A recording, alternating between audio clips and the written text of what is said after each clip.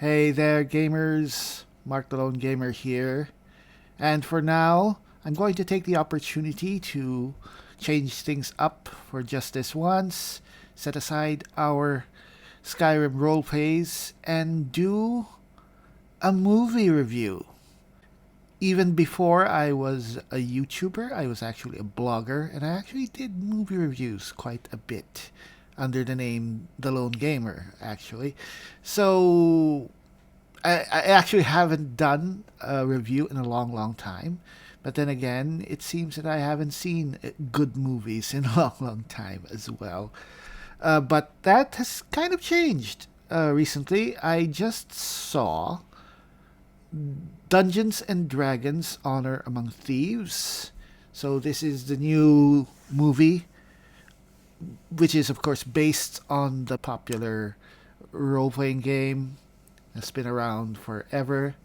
Um, and yeah, there's been quite a bit of news on Dungeons and Dragons on the internet, but I don't want to go into that because I'm not really involved in it. I don't really care about it. I just care about this movie. In any case, what is my background on Dungeons and Dragons for starters? I'm actually a lifelong fan, I guess, or enthusiast of this franchise. I'm not really a player. I've actually myself never sat around a table with friends playing this game. I've never spent a night or any long period of time playing a campaign or anything. It's more of I follow the series as a source of stories. I love the setting. I've always loved fantasy fiction and sword and sorcery type stories, and of course, Dungeons and Dragons is pretty much the series or franchise for that. And so, even when I was a kid, I've always been interested in it. I've been seeing Dungeons and Dragons in gaming magazines, those things made of paper. And back when I was a kid, since I don't live in the U.S., actually acquiring the books, which are the basis of the game, the rule books, the sets of rule books was really difficult in the sense that, for one, I was a kid, so I couldn't afford it, and two, at the time, I don't think it was available locally where I am. So the best I could do was to, well, beg basically a relative who lived in the US to send me the books. And eventually I did get some. My first Dungeons and Dragons set was actually the campaign set of the original rules. So basically, I skipped the first two sets and went to the higher level set, which meant since I was a kid, I understood nothing of what was in those rule books, and eventually I just gave up. I'd actually get the basic set probably sometime later, and well, I was actually more interested in the books, in the rule books, especially in the monster manuals, the lore books and stuff, and eventually afterwards the novels. And I still have quite a few novels, but that was, of course, years ago. I haven't been up to date with the game in recent years. I don't know about the new rules and stuff. The last rule book I bought was actually the third edition, so that was a long time ago. In any case, I actually got to play maybe a few hours or a few sessions with some friends in school. We had a upperclassman who was our DM, but eventually he just wandered off, and we were left to our own devices. And we played a few rounds after. But since then, yeah, I've never been really consistent with playing. I just really just love following the books, the lore, and that's it. And recently, well, or more recently, yeah, when the first Dungeons and Dragons movie came out in 2000, the year 2000, yeah, I was really excited for it. And like everyone here or like everyone who watched it, I was totally disappointed because it was not very good. It didn't have a big budget. It wasn't well put together. It was just bad. To be fair, it was probably an earnest effort by the producer and who was also probably the writer and director. But it just wasn't very good. I guess today it's not it's not really something that you can look back on and say look on with fondness like probably the Street Fighter live action movie. But it's very memeable. It's very very funny. At least there's stuff that you can laugh at. But really, it just didn't scratch that itch that we all wanted. We all wanted a Dungeons and Dragons movie, a proper Dungeons and Dragons movie, which followed the lore, which feels right. But that movie, it maybe because it was early on, it didn't really do that. It set itself in its own created world. I don't know where they pulled that place from or the situation, the storyline, and whatever. And you could just tell that the actors weren't really giving it total seriousness. And when a character actually dies, I won't say who, but whatever, you don't actually feel sad, which is the saddest, which is the saddest thing, that you could ask for it, and when a character dies and you're supposed to be sad for them, you're just relieved because you're finally put out of your misery from having to deal with this person. But anyway, yeah. So fast forward 23 years, and we have ourselves Dungeons and Dragons Honor Among Thieves. And so, is it good? Yes, I have to say, very, very, very good. In fact, I'd have to say that this is probably the best movie I've seen all year, given that it's still just March, or no, it's actually April now. It's really, really good. And I actually think that when I first saw the first trailer months ago, I actually thought it looked good then, and I actually was excited for it. And lo and behold, months later, now this has been released, I see it, I watched it, and it really is a good watch. And it's not just a good watch, it's not just a decent movie, it's actually a really well produced, well put together movie. For starters, right from the get go, from the first minute when this film opens up, you can tell that this film has a budget. I've heard or read online that the budget is about more than 100 million, maybe 160 million, something like that. A decent budget for a big budget movie. Probably not as big as an MCU film, but I think it's par for the course for movies these days, which are not small time productions or independent productions. It has a budget, not huge, but it does have a budget, and they use it. They use every bit of that budget. I at least from what I see, because this movie across the board looks really good. the as I said, the first minute there is the setting looks like something from Game of Thrones in the sense that you have sweeping or very fantastic environments, and then there's this vehicle. It's an armored sled wagon thing being drawn, horse drawn wagon.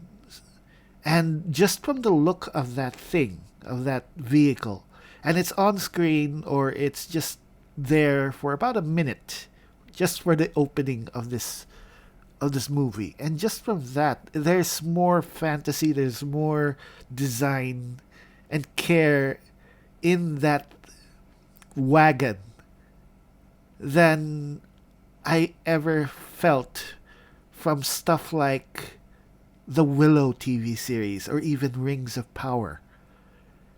It's like the producers, the crew of this movie gave a shit. That's how I felt that this is a good film. And from there, it just follows that aside from telling the characters' stories or story, this film takes it upon himself to build the world, to introduce or to ease in the audience into this world of Dungeons and Dragons. And this world is set in a place called the Forgotten Realms, which is like the long time campaign setting for the game. So, just for the normies out there, for those who aren't very familiar, Dungeons and Dragons, of course, is a role playing game. You create your own stories, your heroes, and they face off against basically dragons, monsters. They go in a explore the medieval world. Now, a campaign is basically a ready-made world where everything is set. So you don't have to create your own world. You can set your adventures, your characters into this world, and this world is called the Forgotten Realms. So it's been around for a very long time. Actually, I think it's been there since the beginning of Dungeons and Dragons, and it's become the default setting for every adventure, most adventures. So you'll hear things thrown around, names like Baldur's Gate, Neverwinter, Waterdeep. So these are just cities or places in the realms, but they're not like throwaway terms. They're in the world. They're part of the lore. And for those who are familiar with the game and the world, it just makes you it just raises your eyebrows. You're just, whoa, I recognize that. I know where that is or whatever. For normies or for those who are not Dungeons and Dragons players or enthusiasts, you just hear them, and it won't change or it won't harm your no your enjoyment. It's just like hearing if you're watching another movie, a non-fantasy movie. If you heard the name Paris, New York, San Francisco, it's just the same thing. Anyway, yeah, so this is set in the Forgotten Realms, and you have your characters. You have Chris Pine playing a bard. So he's basically a fast talking um, scoundrel type con man, if you will, maybe a bit of a rogue, but he's also a bit of a charismatic musician, entertainer. That's what a bard is. And people will see that he's not the fighter of the group. That falls to Michelle Rodriguez, who is a barbarian. His name is, of course, is Holga Kilgore, which is about a barbarian name as you can get. And the two of them are the backbone of the story. They're the main characters. But it's more of Pine. Chris Pine is the lead. He's the hero. He's the planner. He's the brains. And Holga is solidly his sidekick slash. Well, it's not really sidekick. They're like partners. But she's solidly the muscle of the group. And they really go off on each other really well. They have a very good chemistry with each other. Their characters, their relationship is really nice. And for once, or in a long time, it seems Holga is not a lesbian, which finally she's actually I guess you could call a straight woman, and she both of them are actually were had lovers in the past, and both have rather tragic backstories, which will figure into why they're going on the quest. But they've been thrown together, and they sort of made a family together, and it's this bond between them that basically is the foundation of the film and the emotional core. And from here, of course, their story continues. They have to go on this basically quest to recover things from a former colleague who is not going to be very cooperative. So basically, this, in short, the quest is a personal one. It's very personal to Chris Pine's character. His name is Edgin, by the way. And so they don't go off to save the world, at least at the start. But because of that, because of that, you're immediately invested because you care about these characters. You want to see where they go, and it's because the script is very tightly written. It's very well written. The characters are very well defined. That you give a shit as well for the story, and from the start, as you follow these characters, you go through about 2 hours, 2.5 hours of a very very tight script, which doesn't have any lulls. It really just moves forward, and there are a lot of set pieces, action set pieces, and scenes which are very imaginatively shot, very well conceived. Some of them are actually very complex scenes, but pretty much the whole time I was looking at everything, and everything looks good. Um, the locales where they visit, where they travel to, it's pretty much every place looks well constructed, lived in, like a tavern, a field, where a farm, where they travel. There are sweeping vistas of scenes which are just bring to mind the scenes of traveling in the Lord of the Rings, where you just see the camera just pans over these fantastic landscapes as the people are traveling. There are wide scenes, and there are more close-up scenes, and in many of these scenes, they're always building the world. In one scene, the characters are traveling through what seems to be a farm, or at least a wheat field, and there's a farm boy uh, passing by, guiding a flock of animals, and it just looks lived in. It's world building, and that's something that other fantasy shows recently have not been doing well. It's like Rings of Power, where they show you this initial establishing shot of a grand city, and after that, everything is just a set, or the same street, or a room, with badly cast people. Whatever. And then there's Willow. That I really shouldn't talk about that. Anyway, yeah. So the characters, they go on this quest.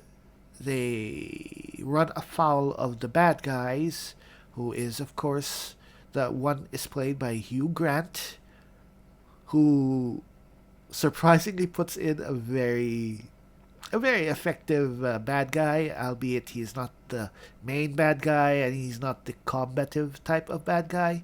He's more of another con man guy. And the real bad guy, the more physical or dangerous threat, is a wizard named Safina. And yeah, you see that again, I guess it's the sign of the times that the characters uh, who are more physical, more action oriented are the female characters. But it's I don't find this at all weird because Dungeons and Dragons always does that. There's always strong female characters in Dungeons and Dragons.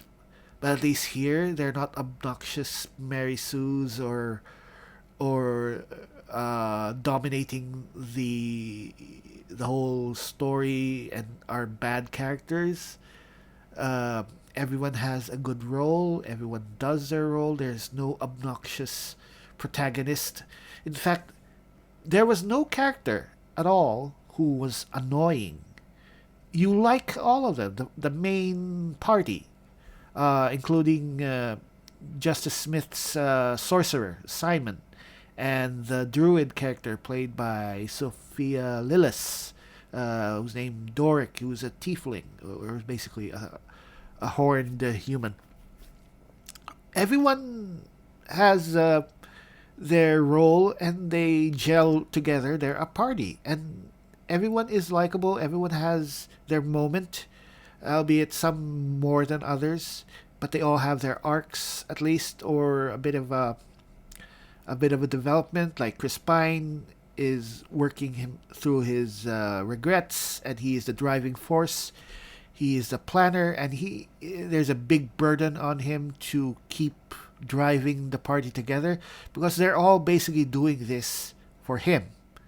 Um, though he has to somehow convince them that doing so actually is to their advantage as well. And then there's Holga, who is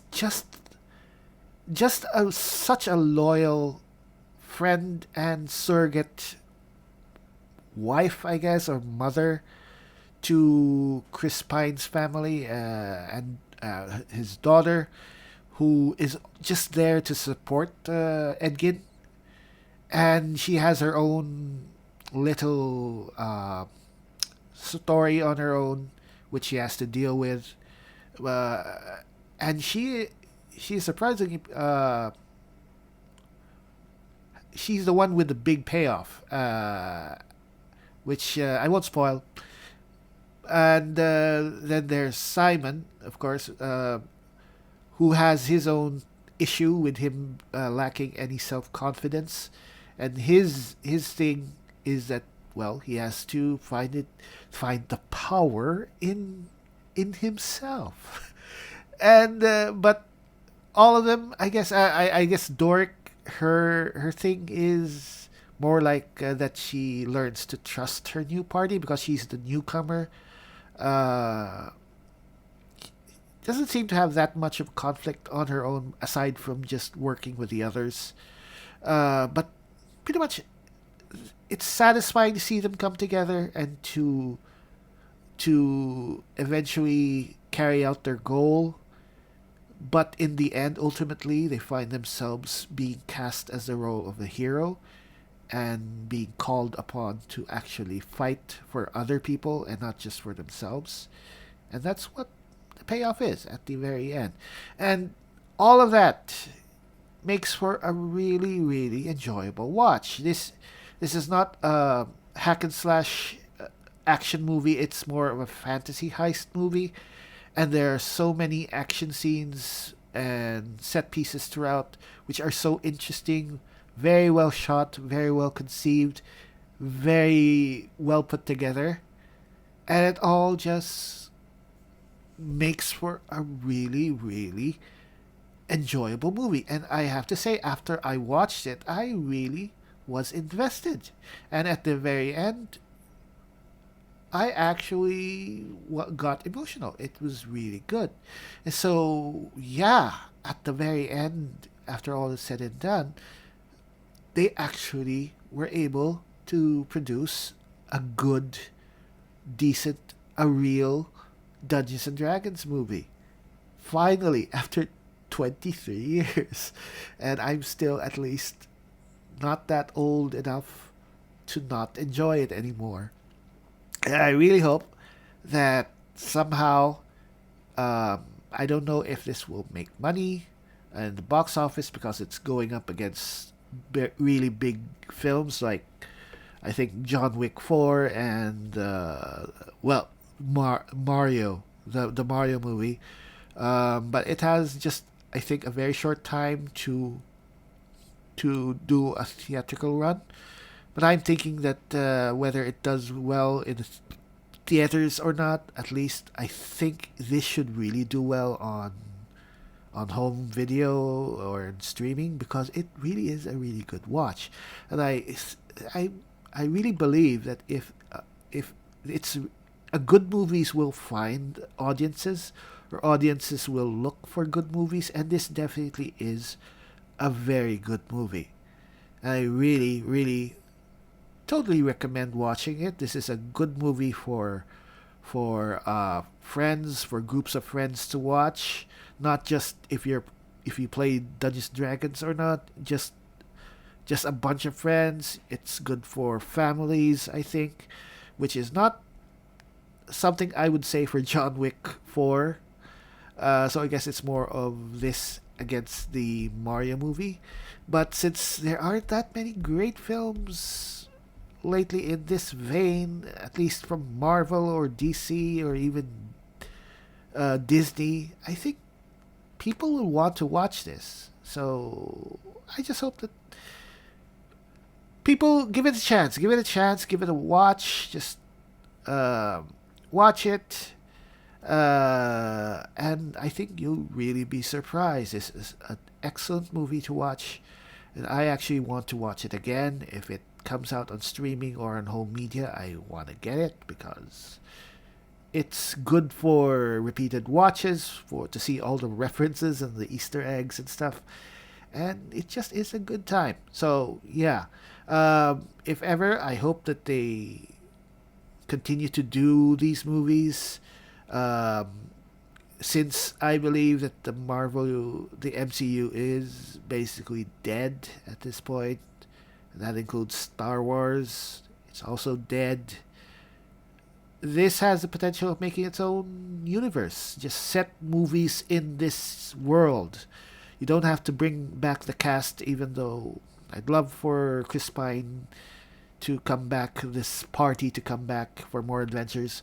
But they could always just set more adventures. Just keep the quality of the writing and the production good.